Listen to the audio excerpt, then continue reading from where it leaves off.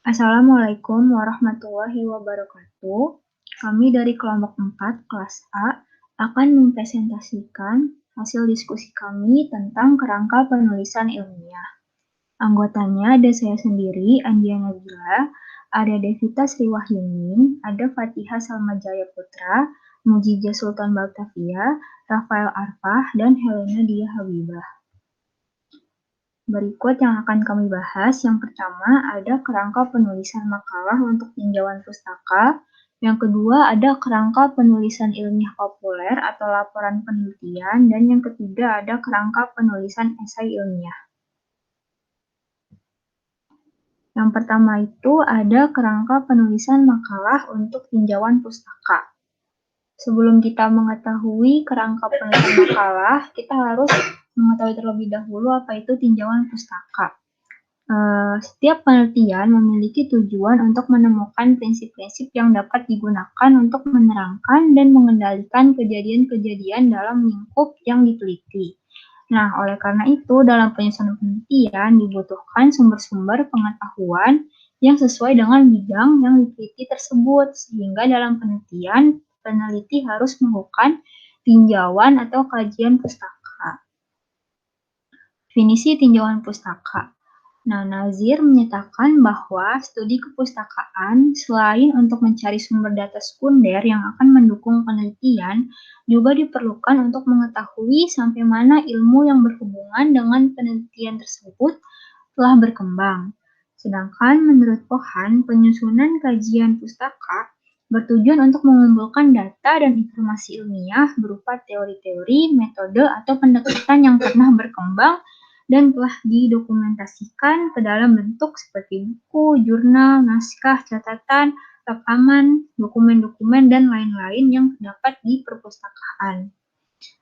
Nah, menurut Nyoman, kajian pustaka ini memiliki 3 pengertian yang berbeda, yaitu yang pertama, kajian pustaka merupakan seluruh bahan bacaan yang mungkin pernah dibaca dan dianalisis, baik yang sudah dipublikasikan maupun sebagai koleksi pribadi. Yang kedua, kajian pustaka sering dikaitkan dengan kerangka teori atau landasan teori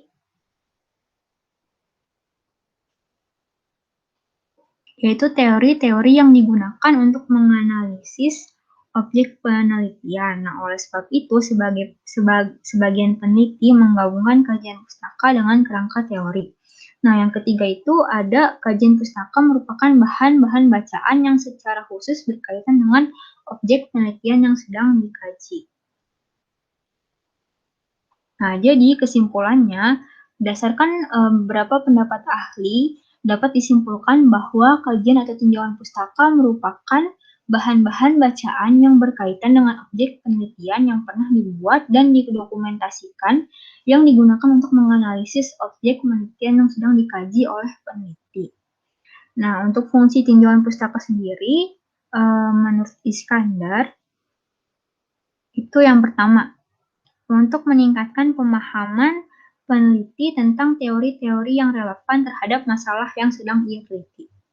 Yang kedua, itu untuk menjelaskan, membedakan, meramal, dan mengendalikan suatu fenomena atau gejala-gejala yang berhubungan dengan masalah penelitian. Yang ketiga itu untuk menimbulkan gagasan dan mendasari penelitian yang akan dilakukan oleh peneliti. Yang keempat itu untuk menguraikan teori, temuan-temuan peneliti terdahulu, dan bahan penelitian lainnya yang diperoleh dari acuan yang dapat dijadikan sebagai landasan untuk melakukan penelitian yang diusulkan. Terus yang kelima untuk membantu menjelaskan latar belakang masalah yang diteliti. Dan yang keenam itu untuk meningkatkan keyakinan dan motivasi bagi peneliti. Nah, karena penguasaan teori yang berhubungan dengan masalah yang diteliti itu dapat mendukung keyakinan akan pengetahuan peneliti untuk lebih termotivasi melakukan penelitian sampai menemukan hasil atau jawaban dari penelitian tersebut. Nah, jadi untuk sumber-sumber tinjauan pustaka itu yang pertama itu bisa dari buku teks. Buku teks itu merupakan tulisan ilmiah yang dijilid rapi dan diterbitkan dengan interval tidak tentu. Biasanya digunakan sebagai buku wajib dalam mata kuliah tertentu. Nah, contohnya itu ada buku metodologi penelitian kesehatan karya Profesor Dr. Sukian atau Atmojo. Yang kedua itu ada jurnal. Jurnal merupakan majalah ilmiah yang berisi tulisan ilmiah atau hasil-hasil seminar yang diterbitkan oleh himpunan profesi ilmiah. Contohnya itu ada jurnal ilmiah kesehatan masyarakat Fikes UPN PJ. Terus yang ketiga itu ada yearbook. Yearbook itu merupakan buku mengenai fakta-fakta dan statistik setahun yang diterbitkan tiap tahun oleh lembaga pemerintah atau swasta. Contohnya itu ada profil kesehatan Indonesia. Terus yang keempat itu ada bulletin. Bulletin itu merupakan tulisan ilmiah pendek yang diterbitkan secara berkala dan berisi catatan ilmiah ataupun petunjuk ilmiah tentang suatu kegiatan operasional. Contohnya itu ada Buletin Penelitian Sistem Kesehatan. Nah, untuk penyajian tinjauan pustaka, menurut Ratna, dalam Prastono tahun 2012, cara penyajian kajian pustaka itu dapat dibedakan menjadi dua macam. Yang pertama itu penyajian sesuai dengan tahun penelitian. Nah, penyajian sesuai dengan tahun penelitian ini, dalam jenis ini, kajian pustaka disajikan secara kronologis dengan mempertimbangkan bahwa aspek kesejarahan memiliki makna tertentu dalam menentukan objektivitas penelitian seperti dilakukan dalam berbagai analisis persepsi masyarakat. Terus yang kedua ini, penyajian disesuaikan dengan relevansi atau kedekatannya dengan objek. Jadi, pada cara kedua, penyajian kajian pustaka dilakukan dengan pertimbangan relevansi kedekatan penelitian dengan penelitian yang sudah dilakukan. Nah, terus untuk berdasarkan pemaparannya, penyajian kajian pustaka juga dibedakan menjadi dua, yaitu penyajian kajian pustaka secara deskriptif, yaitu penyajian kajian pustaka hanya menguraikan tanpa menyebutkan persamaan maupun perbedaannya. Terus untuk penyajian kajian pustaka secara deskriptif dengan analisis,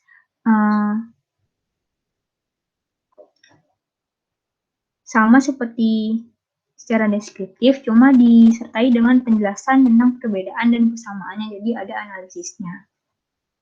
Nah, untuk menyusun tinjauan pustaka, menurut Junaidi dan Razi, ada beberapa langkah. Yang pertama itu kita harus membaca karya-karya ilmiah hasil penelitian sebelumnya yang terkait. Nah, yang kedua itu kita harus mencatat hasil interpretasi terhadap bahan bacaan tersebut. Nah, yang ketiga itu kita harus menyusun kajian pustaka berdasarkan hasil analisis terhadap karya ilmiah sebelumnya yang relevan dengan penelitian kita. Sekian dari saya, mungkin akan dilanjutkan dengan teman saya. Selanjutnya ada makalah. Makalah merupakan salah satu jenis karya tulis ilmiah dari beberapa jenis karya tulis ilmiah. Makalah sering diartikan sebagai sebuah karya ilmiah yang memuat topik tertentu yang disajikan pada sebuah forum ilmiah atau disusun untuk sebuah kepentingan tertentu, misalnya tugas kuliah. Makalah dapat dihasilkan dari sebuah penelitian, namun juga dapat dihasilkan dari hasil pemikiran dan kajian literatur yang memadai.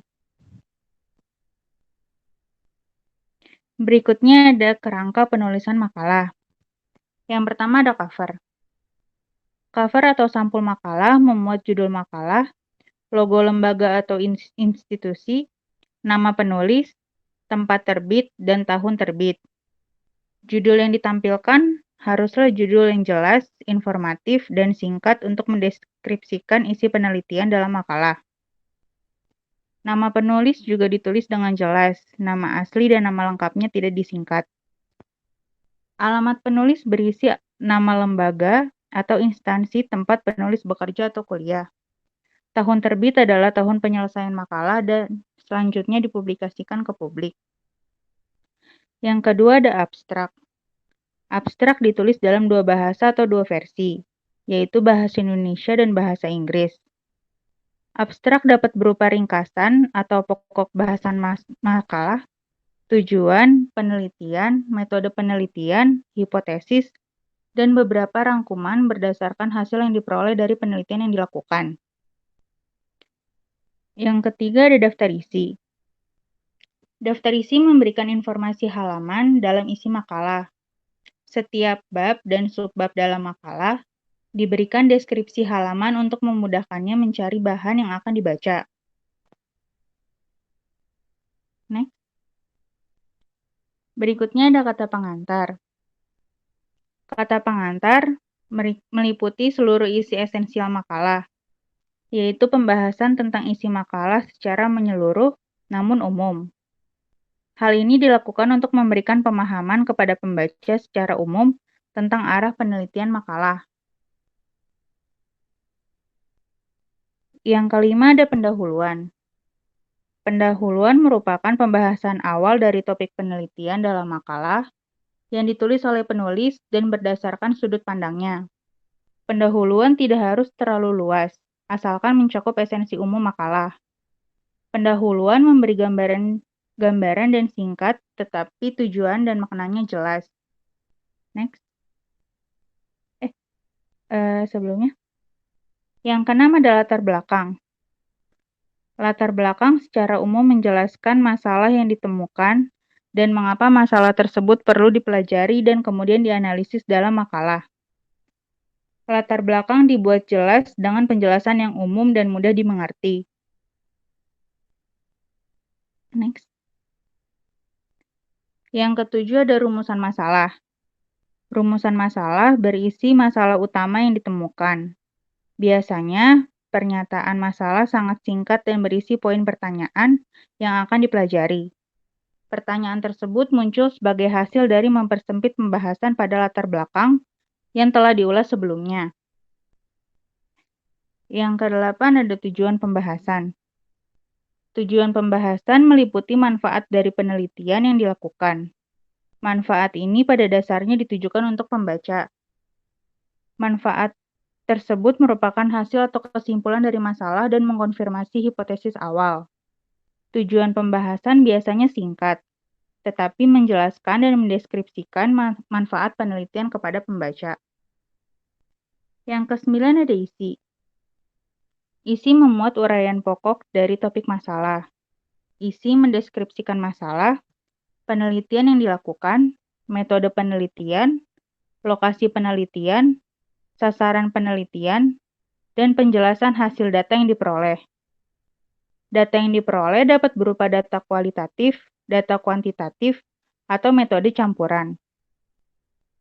Jika data dilakukan melalui proses wawancara, penulis dapat mencantumkan kutipan dalam percakapan dengan narasumber. Next. Yang ke-10 ada kesimpulan. Kesimpulan merupakan gambaran dari hasil penelitian yang diperoleh. Hasil penelitian diperoleh dengan menganalisis rumusan masalah yang ditemukan menggunakan teori dan metode penelitian yang dilakukan, sehingga memperoleh kesimpulan penelitian. Yang ke-11 ada sasaran. Ada saran. Saran lebih fokus ditujukan penulis kepada pembaca. Saran didapatkan dari kesimpulan penelitian untuk pengembangan, tindak lanjut, atau penerapan lebih lanjut.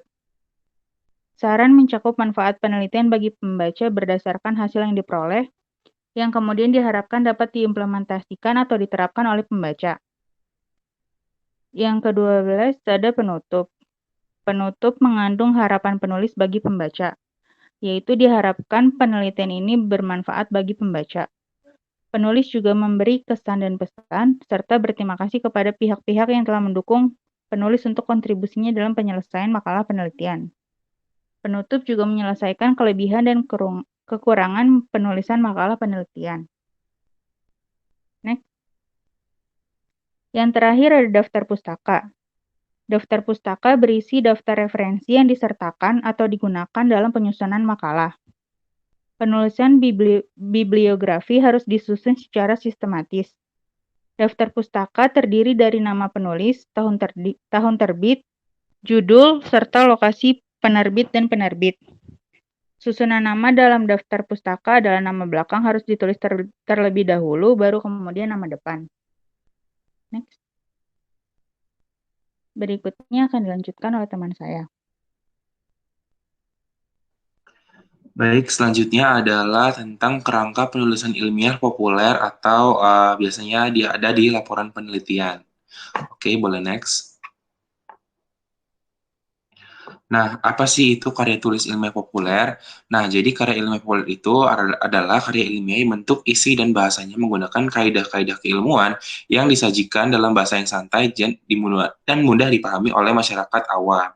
Jadi bedanya dengan karya ilmiah biasa ini, karya ilmiah populer ini menggunakan bahasa-bahasa ilmiah yang nantinya akan disederhanakan jadi bisa dipahami oleh masyarakat luas. Jadi karangan ilmiah populer ini adalah karangan ilmiah yang berisi pembicaraan tentang ilmu pengetahuan dan teknik penyajian sederhana mengenai hal-hal kehidupan sehari-hari. Jadi dapat disimpulkan bahwa karya tulis ilmiah populer merupakan karya tulis yang berpegang pada standar ilmiah, akan tetapi ditampilkan dengan bahasa yang umum sehingga masyarakat awam dapat mudah memahaminya. Artikel ilmiah populer dapat dikatakan sebagai sarana komunikasi antar ilmu dengan masyarakat awam. Next. Nah, apa sih ciri-ciri dari karya tulis ilmiah populer ini? Yang pertama itu ada di bagian strukturnya. Nah, struktur sajian karya ilmiah ini sangat ketat, biasanya terdiri dari bagian awal, bagian inti, bagian penutup. Nah, bagian awal merupakan pengantar ke bagian inti, sedangkan inti merupakan sajian gagasan dan dari pokok yang ingin disampaikan. Nah, ciri yang kedua itu ada di bagian komponen dan substansinya. Bentar, mohon maaf. Iya, jadi struktur sajian karya ilmiah ini sepertinya ada yang salah. Mungkin langsung saja next ke bagian ciri-ciri yang ketiga, yaitu ada sikap penulis dalam karya ilmiah, yaitu objektif yang disampaikan dengan menggunakan kata atau gaya bahasa yang impersonal. Selanjutnya ada yang nomor 4, yaitu bahasa yang digunakan dalam karya ilmiah ini adalah bahasa baku yang tercermin dari pilihan kata atau istilah dan kalimat-kalimat yang efektif dengan struktur yang baku. Nah, ini mohon maaf, di poin kedua itu harusnya ada di bagian komponen substansinya. Jadi komponen karya ilmiah ini harus bervariasi sesuai dengan jenisnya. Namun semua karya ilmiah yang mengandung pendahuluan, bagian inti, penutup, dan daftar pustaka. Artikel ilmiah ini yang dimuat dalam jurnal mempersyaratkan juga adanya abstrak di awalnya, seperti itu. Oke, boleh next. Nah, jadi bentuk karya tulis ilmu populer ini antara lain tuh ada artikel, esai, dan feature. Nah, dilihat dari bahasanya, biasanya artikel menggunakan bahasa jurnalistik, esai menggunakan bahasa sastra, dan feature menggunakan biasanya keduanya, bergantung pada jenis feature-nya. Nah, untuk feature sendiri, pengetahuan baik menggunakan ragam jurnalistik, namun feature human interest lebih banyak menggunakan ragam sastra. Seperti itu bentuk karya ilmiah tulis populer. Next. Nah, hal-hal yang perlu diperhatikan dalam kerangka penulisan ilmiah populer ini, yang pertama, untuk merumuskan tema dan menentukan judul karya ilmiah. Jadi kita harus memastikan dulu tema dan materi yang kita kuasai, lalu pilihlah judul yang singkat dan menarik. Jadi kita tidak disarankan untuk memilih tema di luar batas kemampuan kita, teman-teman. Nah, lalu untuk memastikan bahan referensi. Jadi kita harus sudah memiliki bayangan atau perkiraan terkait sumber yang akan kita dapatkan agar penelitiannya dapat dilakukan dengan dipertanggungjawabkan, seperti itu. Selanjutnya, untuk memiliki rancangan dasar. Jadi, walaupun rancangan sudah dibuat, serinci mungkin kita harus menyiapkan jawaban terkait informasi yang nantinya akan kita teliti. Lalu yang terakhir ini dalam menulis strukturnya. Jadi, langkah selanjutnya kita harus merancang kerangka karya ilmiah ini baik dan sesuai struktur yang sudah ada di kaidah-kaidah yang sudah berlaku gitu di penulisan ilmiah ini. Selanjutnya, boleh next. Nah, ada sistematika penyajian karya tulis ilmiah populer. Yang pertama ini ada pendahuluan. Nah, teman-teman, pendahuluan ini biasanya menguraikan hal yang dapat menarik perhatian pembaca dan memberikan acuan terhadap masalah yang akan dibahas gitu. Misalnya menunjukkan hal-hal yang belum tuntas atau biasanya kontroversi juga, jadi pembahasan permasalahan yang akan terkait dan yang nantinya juga akan diteliti. Selanjutnya ada inti atau isi. Ini nanti disarankan untuk dibaca-baca menjadi beberapa bagian ya teman-teman. Nah, nanti itu dibatasi oleh subjudul-subjudul. Lalu yang terakhir ini penutup biasanya berisi tentang kesimpulan atau penegasan penulis atas masalah yang akan dibahas. Nah, untuk lebih lanjutnya boleh next. Ya, jadi di pendahuluan-pendahuluan ini, yang pertama ini berbentuk ringkasan ya. Jadi harus mengemukakan pokok isi tulisan secara garis besar. Jadi ini tuh ada beberapa pilihan yang bisa disajikan dalam bagian pendahuluan. Yang pertama bisa berbentuk ringkasan, yang kedua bisa berbentuk pernyataan yang menonjol atau biasa disebut dengan pendahuluan kejutan. Nanti bisa diikuti dengan kalimat kekaguman untuk membuat pembaca terpersona seperti itu. Lalu yang ketiga ini ada bentuk pelukisan, yaitu merupakan pendahuluan yang melukiskan suatu fakta, kejadian, atau hal yang menggugah pembaca karena mengajak mereka membayangkan bersama sang penulis untuk apa yang hendak disajikan dalam artikel itu nantinya. Lalu bisa juga dalam bentuk anekdot, yaitu pembukaan ini sering menawan karena memberi selingan-selingan pada non-fiksi seolah menjadi suatu fiksi seperti itu. Lalu bisa dalam bentuk pertanyaan, bentuk kutipan orang lain, dan bentuk amanat langsung. Seperti itu untuk bagian pendahuluan. Nah, next yaitu ada bagian inti atau isi. Nah, isi ini sangat bervariasi, bisa berisi kupasan, analisis, argumentasi, komparasi, keputusan, dan pendirian atau sikap penulis mengenai masalah yang akan dibicarakan. Jadi kupasan yang argumentatif, analitik, dan kritis, serta sistematik, yang runtut dan logis secara berciri, komparatif, dan menjauhi sifat-sifat tertutup dan instruktif seperti itu. Jadi isi bagian ini jangan terlalu panjang, nantinya bisa bersifat enumeratif seperti halnya diktat atau laporan. Oke, next. Nah, bagian yang terakhir ini adalah penutup, biasanya berisi tentang kesimpulan atau penegasan penulis atas masalah yang dibahas pada bagian sebelumnya. Jadi ketika hendak mengakhiri tulisan, kita tidak harus secara tegas menuliskan subjudul berupa penutup atau simpulan. Jadi penutupan artikel ini bisa dilakukan dengan menggunakan gaya berpamitan seperti itu. Jadi biasanya menggunakan kata-kata seperti demikian, jadi, maka, akhirnya, atau bisa pula dapat berbentuk berupa pertanyaan yang menggugah pembaca seperti itu, teman-teman. Oke, next. Nah, untuk materi selanjutnya mungkin langsung bisa dilanjutkan dengan rekan saya. Terima kasih.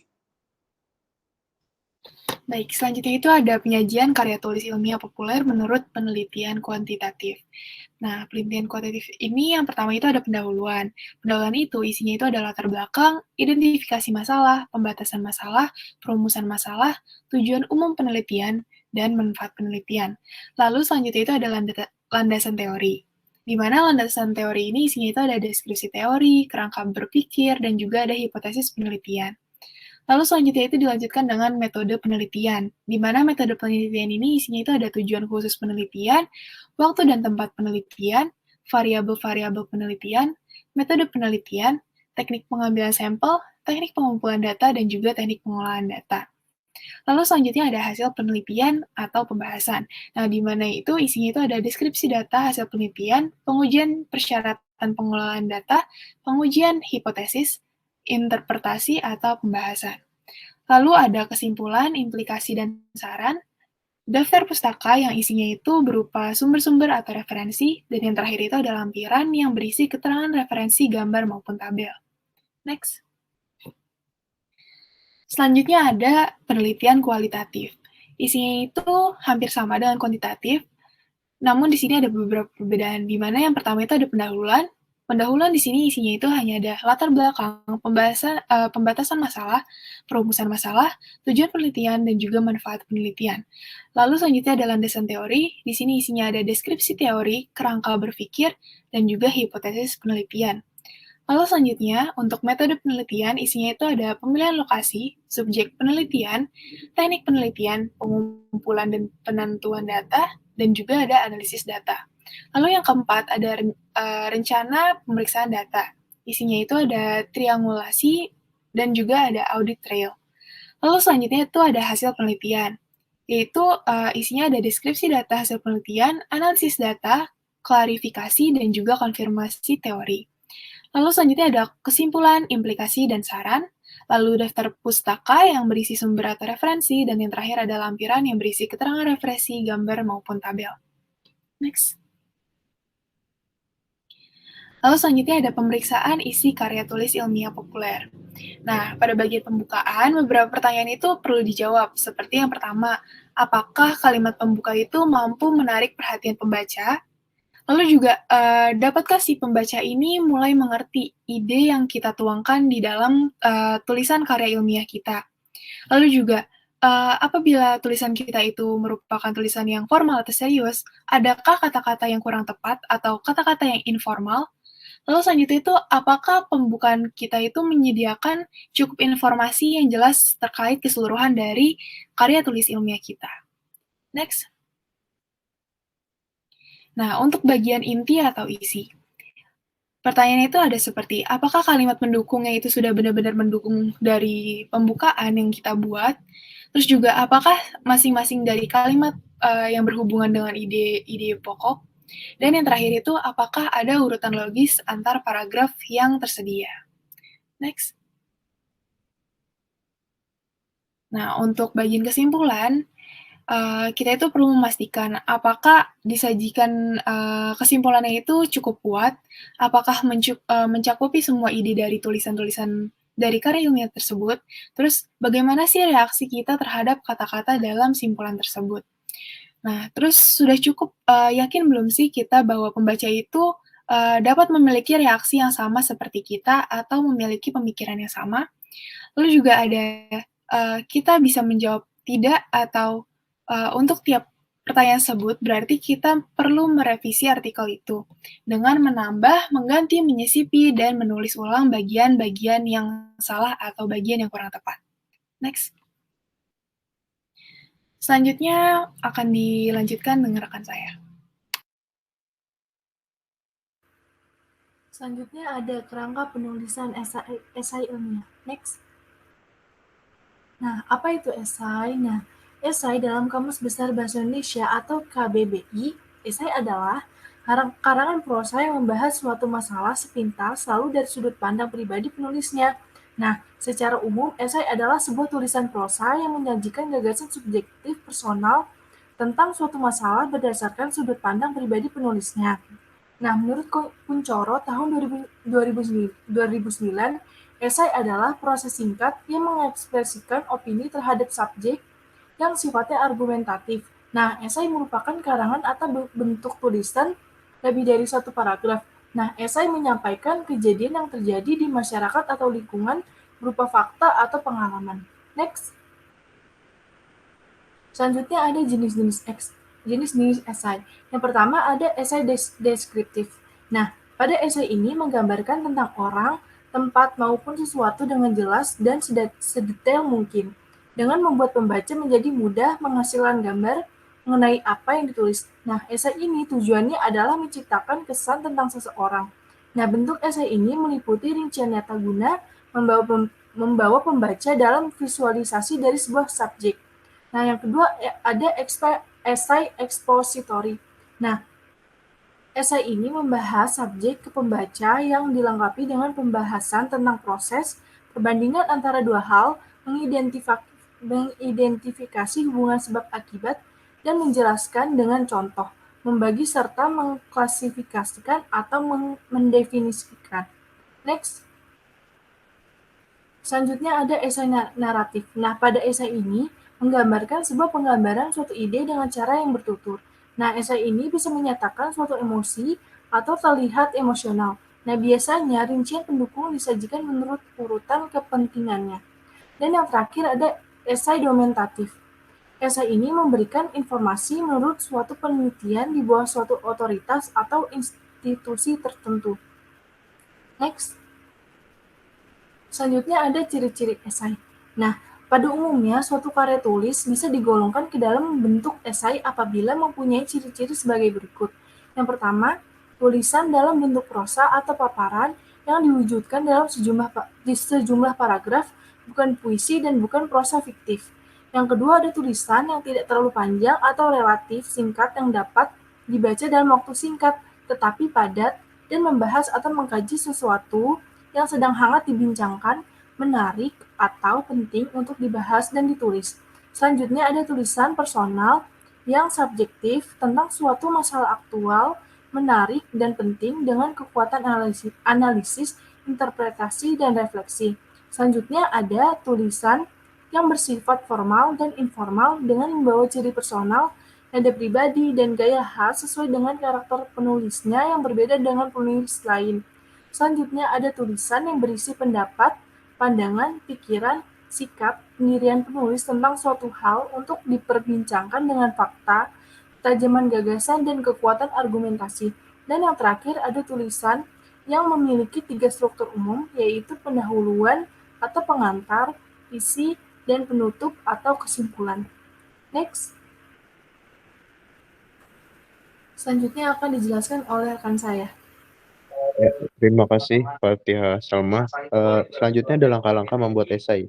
Yang dimana yang pertama itu analisis tema gitu, di mana kita harus menemukan kata-kata kunci dari tema esai, lalu dianalisis pokok-pokok pembahasannya. Jadi kita perlu mencari informasi, mencari apa yang mau dikaji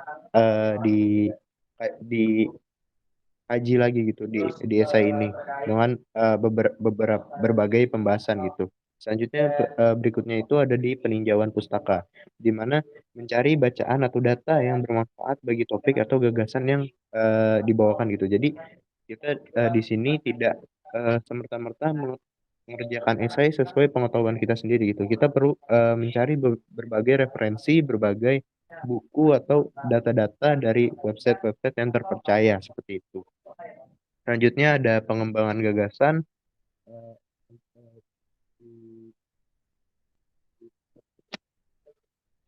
Di pengembangan gagasan ini mengembangkan gagasan agar menjadi suatu solusi yang benar-benar jelas seperti apa mekanismenya. Jadi kita perlu mengembangkan, tidak begitu mengambil banget dari referensinya itu gitu. Jadi kita perlu mengembangkan dari informasi yang telah kita dapat. Boleh di next. Selanjutnya itu ada editing gitu, di mana kita membaca ulang hasil susunan tersebut untuk mencari hal-hal yang masih dianggap kurang. Jadi kita perlu mengedit atau merubah-rubah yang mungkin ada yang salah atau yang dirasa kurang gitu. Selanjutnya itu ada menyusun daftar pustaka, di mana pastikan referensi-referensi yang dicantumkan di dalam daftar pustaka sesuai dengan kutipan yang kita gunakan di dalam isi esai itu. Bisa dikatakan ini bisa kita menulis apa yang bahan-bahan yang kita cari di peninjauan pustaka gitu, dan kita tulis di daftar pustakanya, di mana kita tidak mengambil hak atau plagiarisme gitu. Yang terakhir itu ada finishing, di mana memastikan komponen-komponen esai yang diperlukan sudah lengkap, mulai dari judul, citasi kutipan, hingga daftar pustaka, di mana kita bisa dikatakan ini cross check lah, peninjauan ulang gitu dari awal sampai akhir. Boleh di next. Oke, selanjutnya ada struktur atau kerangka penulisan esai gitu, di mana ada beberapa paragraf atau ada beberapa bentuk. Yang pertama itu ada paragraf awal atau pendahuluan gitu. Pada bagian ini berisi tentang pernyataan umum, tentang topik yang dibahas dan latar belakangnya itu. Lalu unsur-unsur dari pendahuluan itu ada latar belakang serta pendapat pribadi mengenai tema yang nantinya akan dibahas lebih jelas di struktur berikutnya seperti itu. Jadi ini masih gambaran umum lah pada intinya. Dan yang kedua itu ada paragraf isi. Paragraf yang berisi tentang isi dari pembahasan yang mau diangkat di esai ini. Di bagian ini merupakan bagian dari esai yang membahas tema atau topik tulisan yang dengan lebih rinci. Jadi di sini tuh benar-benar segala isinya tuh ada di sini, mulai dari datanya, dari bahan-bahan yang kita cari yang di peninjauan pustaka itu semua bakal ada di sini gitu. Terus yang di terakhir itu ada penutup, paragraf akhir atau penutup, di mana paragraf ini berisi simpulan atau ringkasan dari hal-hal yang penting yang telah dikemukakan di isi tadi gitu. Dan di bagian ini isinya tuh kalimat-kalimat yang merangkum maupun meringkas apa yang sudah dikatakan dalam pendahuluan dan pembahasan. Jadi dapat dikatakan ini seperti peninjauan kembali, cuma udah dibentuk secara di kesimpulan tersebut. Boleh di next. Oke, terima kasih. Mungkin sekian dari kelompok kami, kelompok 4 yang membahas struktur karya ilmiah. Mungkin kurang lebihnya mohon maaf. Wassalamualaikum warahmatullahi wabarakatuh.